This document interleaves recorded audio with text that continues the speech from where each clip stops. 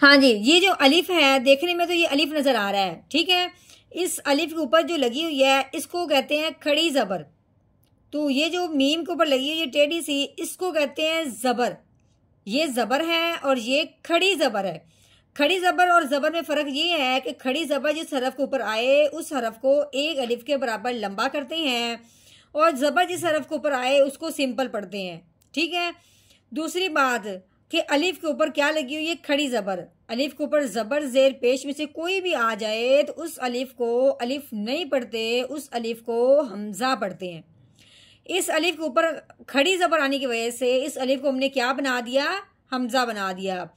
पहले हमने इसको हमजा बनाया है, उसके बाद हमने इसको पढ़ते वक्त एक अलिफ के बराबर लंबा करना है।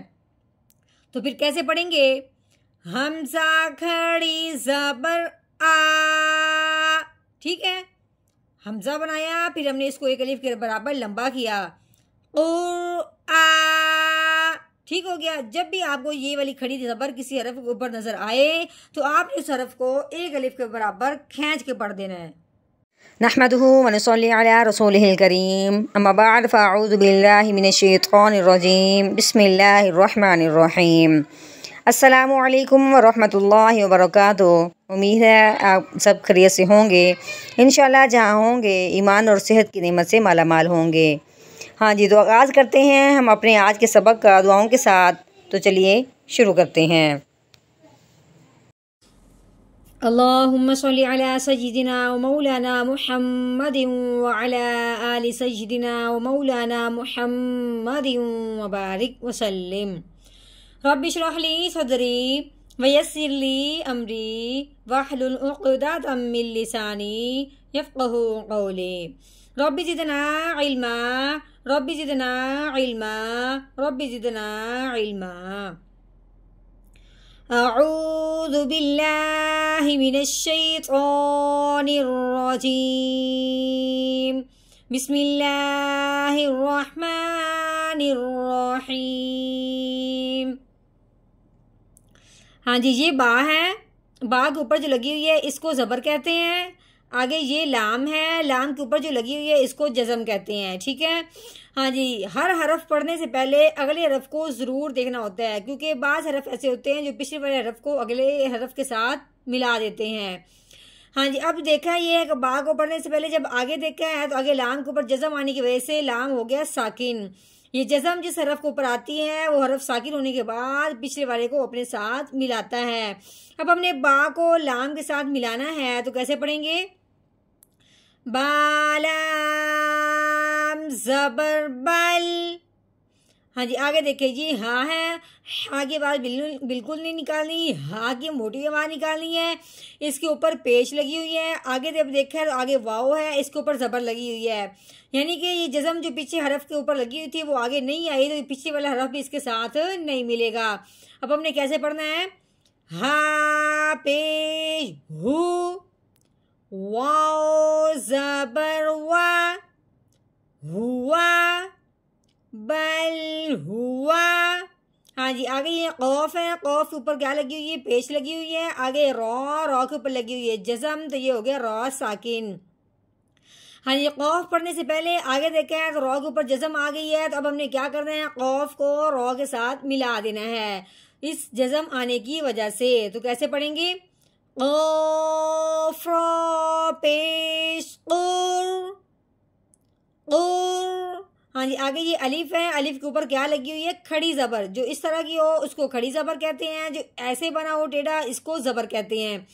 खड़ी जबर जो है ये जिस हरफ के ऊपर आती है उस हरफ को एक अलिफ के बराबर लंबा कर देते हैं, ठीक है। दूसरी बात ये है कि जो अलिफ है, अलिफ के ऊपर खड़ी जबर हो, जेर हो, पेश हो, यानी कि अलिफ के ऊपर जब भी कोई चीज़ लग जाती है जबर जेर पेश में से तो उस अलिफ को हमजा कहते हैं, अलिफ नहीं पढ़ते।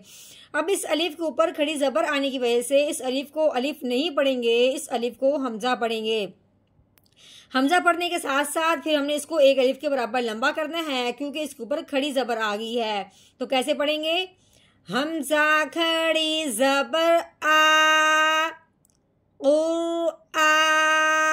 हाँ जी, आगे नून है, नून के ऊपर लगी हुई है दो पेश, ठीक है, दो पेश को तनवीन कहते हैं।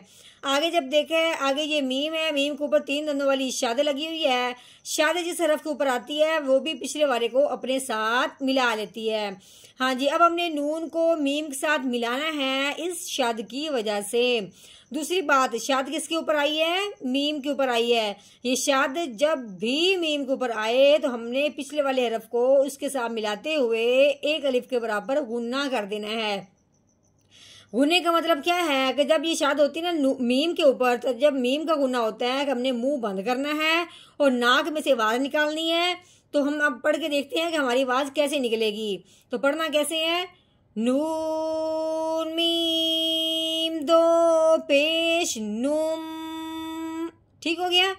नुम कुरआनुम।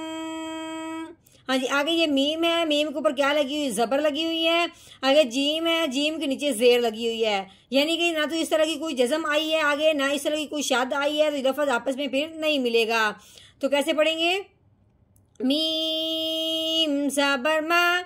हाँ जी, जब हमने जीम पढ़ने लगे हैं, आगे जब हमने देखा है या के ऊपर लगी हुई है जज़म, तो ये हो गया या साकिन। या साकिन हो, ठीक है। हमने क्या पढ़ा था कि जो साकिन हरफ होता है वो पिछले वाले को अपने साथ मिलाता है, लेकिन ये जो या साकिन होता है ना, ये पिछले वाले हरफ को अपने साथ मिलाता तो है ही, लेकिन इस साथ साथ एक अलिफ के बराबर लंबा होगा। क्यों? क्योंकि या साकिन से पहले जेर आ गई है। जब भी या साकिन हो उससे पहले हरफ के नीचे जेर आ जाए तो उसके साथ मिलते हुए एक अलिफ के बराबर लंबा होगा। तो कैसे पढ़ेंगे? जीम या जेर जी माजी। हाँ जी, आगे दाल है, दाल के ऊपर दो पेश लगी हुई हैं, तो ये हो गया दाल के ऊपर, यानी कहेंगे कि तनवीन लग गई है। दो जबर हो, दो जेर हो या दो पेश हो, उसका नाम होता है तनवीन। ठीक है। अब हमने यहाँ आगे देखे, आगे वकफ आ गया है, तो अब हमने तनवीन पे गुना नहीं करना। तो कैसे पढ़ेंगे?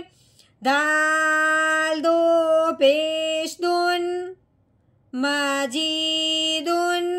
हाँ, अब हमने वकफ करना है। ये जो गोल दायरा है इसको वकफ कहते हैं। वकफ की सूरत में जो वकफ के साथ वाला आखिर वाला हरफ होता है उसको कर देते हैं साकिन।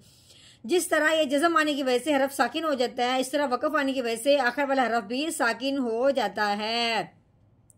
अब साकिन का मतलब क्या है कि इसके ऊपर जो भी जबर जेर पेश हो उसको हटा देना है। उसको साकिन करने के बाद सिर्फ उसके लफ्ज़ की मखरज की आवाज़ निकालनी है और किसी चीज़ की आवाज़ नहीं निकालनी। तो अब हम इसकी मखरज की आवाज़ निकालेंगे दाल की, तो फिर साथ साथ हमने दाल को हिलाना भी है। अब हमने हिलाना क्यों है कि दाल जो है ये हरूफे कलकला में से है। हरूफे कलकला के ऊपर जब इस तरह की जज़म आ जाए, हरूफे कलकला जब वकफ की सूरत में साकिन हो जाए तो उसको हिला के पढ़ते हैं। तो कैसे पढ़ते हैं? आगे वकफ माजीद, पहले हमने पढ़ा था दाल दो पेश दुन। अब हमें क्या पढ़ना है? माजीदुन। हाँ जी, अब हमने वकफ कर दिया तो क्या करेंगे? माजीद माजीद। हाँ जी, अब हमने क्या किया है? इस मुकम्मल आयत का हमने कर लिया तोड़, अब हमने करना है इसका मुकम्मल जोड़। हाँ, जब हमने इसकी रवानगी पढ़नी है, रवानगी करनी है, यानी कि अब हमने तोड़ के बगैर यानी कि जोड़ के साथ पढ़ना है। तो कैसे पढ़ेंगे? अऊज़ु बिल्लाहि मिनश शैतानिर रजीम। सूरतुल बुरूज मक्किय्या। बिस्मिल्लाहिर्रहमानिर्रहीम। बल हुवा क़ुरआनुम मजीद। बल हुवा क़ुरआनुम मजीद।